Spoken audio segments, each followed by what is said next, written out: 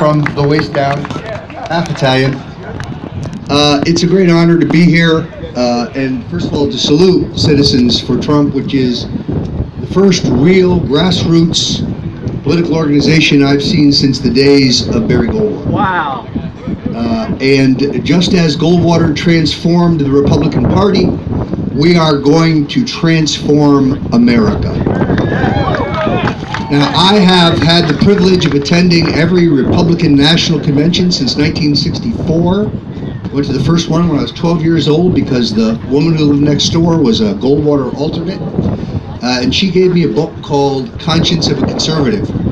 That was the document that transformed me into a libertarian-based conservative who believed in smaller government, individual freedom, a strong national defense, and a foreign policy that had one simple criteria: putting American interests first. Now, I have had the privilege of working in 9 Republican presidential campaigns, starting with my mentor, Richard Nixon, all the way through Ronald Reagan. And I must tell you, I have never been more excited about a presidential campaign. I have never seen a grassroots uprising, an insurrection by the American people who realize that this election is unlike any other election that we have seen, and I'll tell you why. This is not the Republicans versus the Democrats. This is the elites of the Republican and Democratic Party who have driven this country into the ditch versus Donald J. Trump and the rest of America.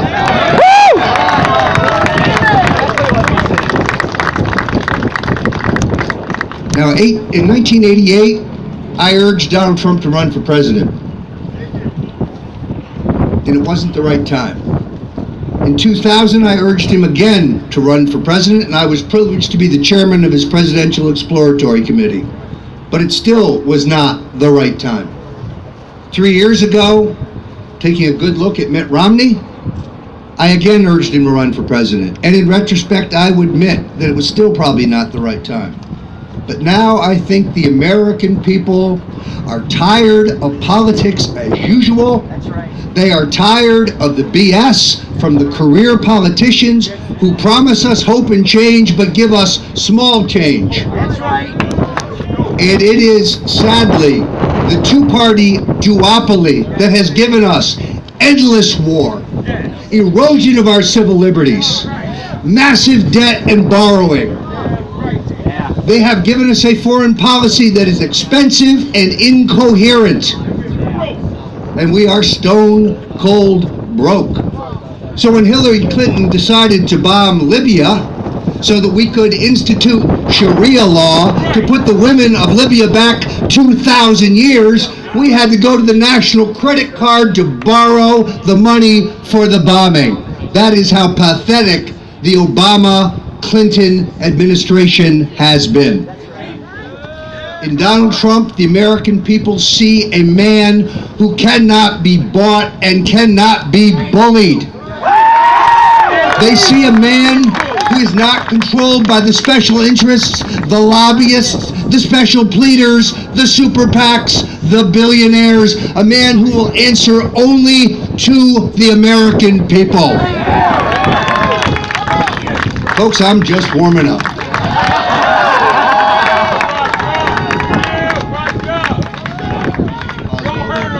That's a move I learned from James Brown, by the way. This is the most important election of my lifetime. But a campaign has 2 requirements. First, you have to qualify your candidate, and then you have to disqualify the other candidate.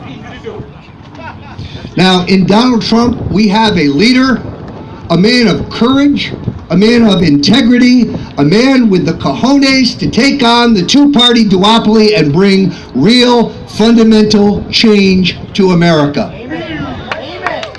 And in Mike Pence, we have a man who understands the role of the vice presidential candidate. It's a supporting role.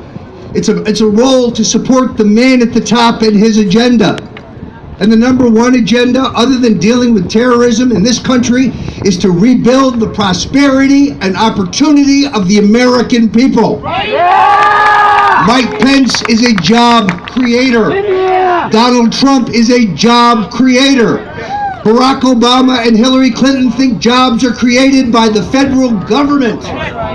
And they will foster policies that have killed jobs in America. NAFTA, TPP, these phony globalist trade deals that have sucked the jobs and the spirit from the American people. It is my great honor to have been preceded today by my friend Alex Jones. And as I told CNN this morning, better Alex Jones than his cousin Van Jones. Folks, I'm a giant fan of Infowars.com, and I see so many Hillary for Prison t-shirts out there. And I am just honored to be here with so many patriots. I want to say a special word about Tim Salati Sr. and Kathleen Flaherty and the good folks at Citizens for Trump who had to go to federal court to knock down the gag rules to suspend our free speech rights. They didn't want us here today.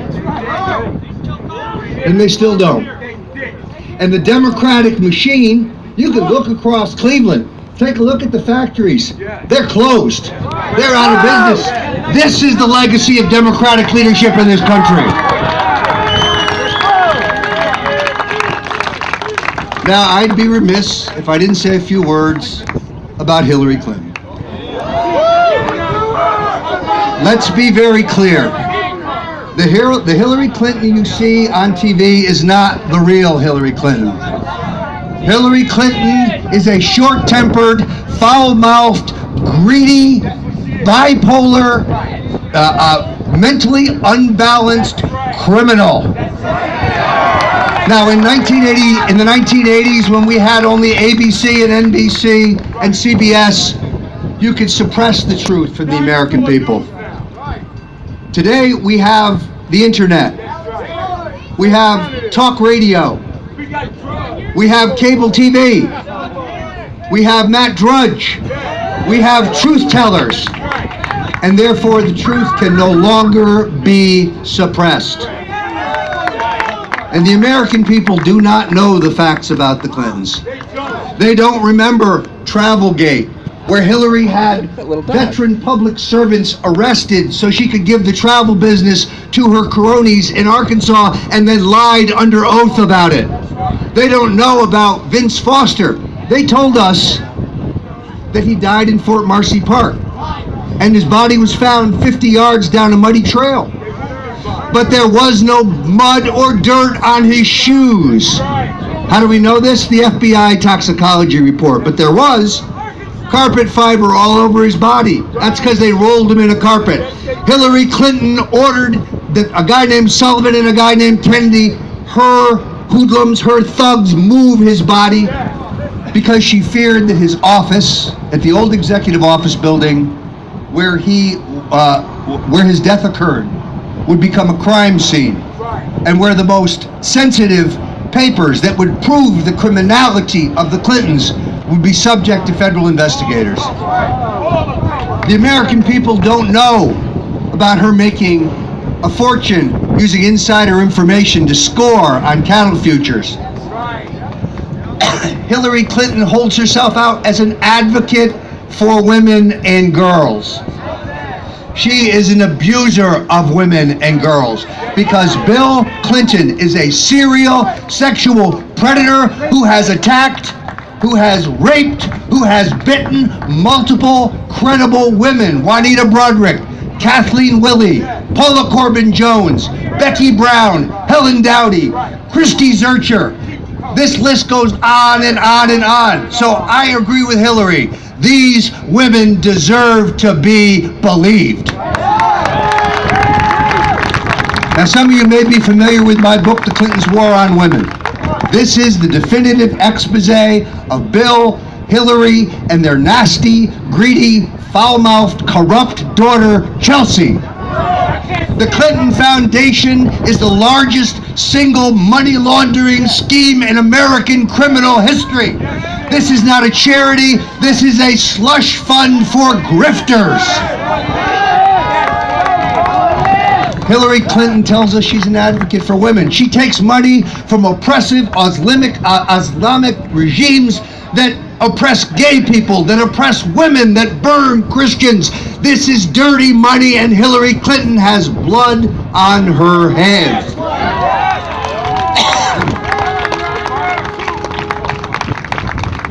The truth can no longer be suppressed. And I know that Clintons will deny everything, but I'm happy to have Kathleen Willey and Paula Broderick tell their story, and then Hillary can issue her pro forma their pro forma denials. Let the American people decide who is lying and who's telling the truth. The email scandal is twofold. Somebody made a decision that the public criticism that they would undergo from erasing the emails would be lesser than the public criticism that would show the nexus between the Clinton State Department and the Clinton Foundation, and that shows that every single decision at the U.S. Department of State was for sale, and that Bill and Hillary Clinton took money from the Chinese and from the Russians and from the Saudis in return for treason, for return for preferable treatment for those nations. General David Petraeus, his career was ruined because he shared one document with his mistress. And by the way, her book is out now, and it's called All In, which you gotta kind of like. There is no justice, and if I may steal a line from the Reverend Al Sharpton, no justice, no peace. Let's say it. No justice, no peace. No justice, no peace.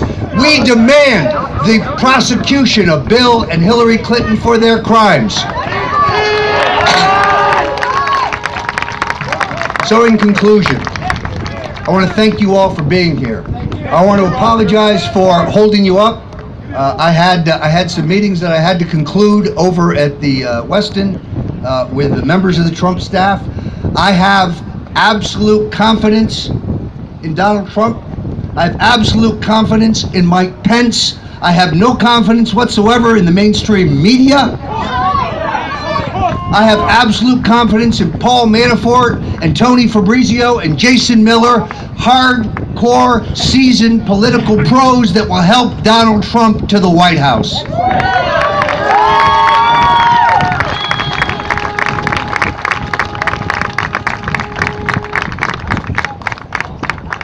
There will be no steal. Let's be very clear what happened. You read about it for weeks, that the Never Trump people were going to stage a coup in the Rules Committee. Did you see the vote? It was 112 to 12. The idea of a conscience clause that would allow delegates to say, I'm sorry, voters. I'm sorry, American people. The way you voted in the caucuses and the primaries and the state conventions, that doesn't matter. No, democracy will not be denied. The American people have spoken, and we have our champions in Donald J. Trump and Governor Mike Pence.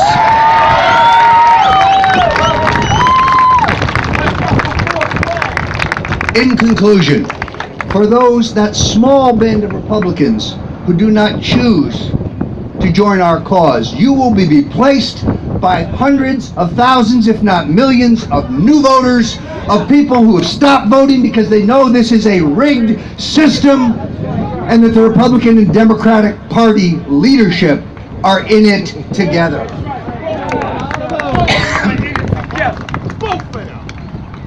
For those who don't want to join our cause, good riddance.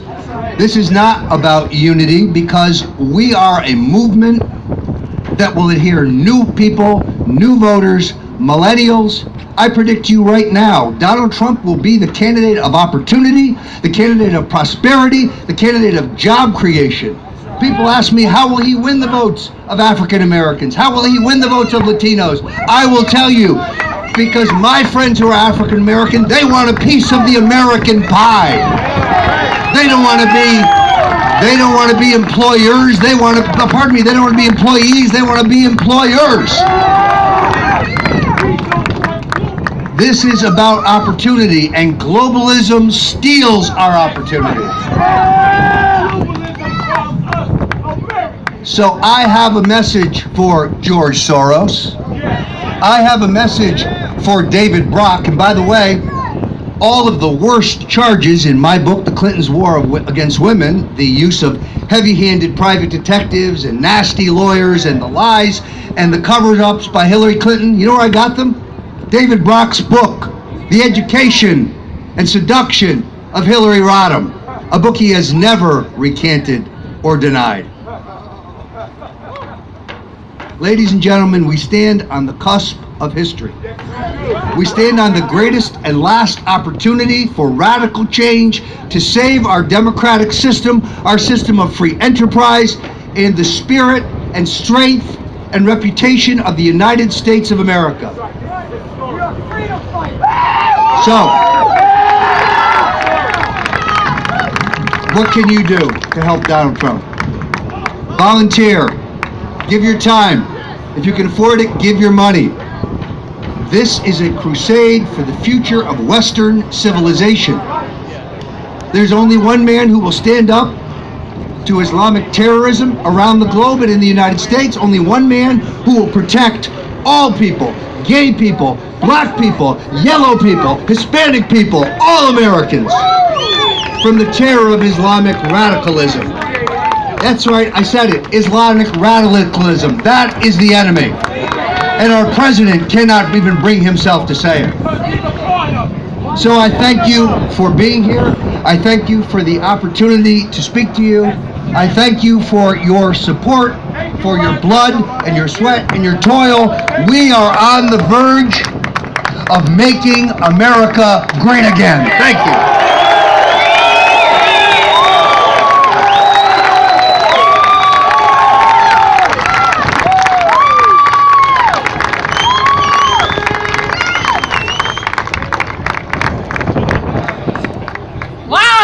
Off that energy today, aren't you, folks? Give another big round of applause to Roger Stone.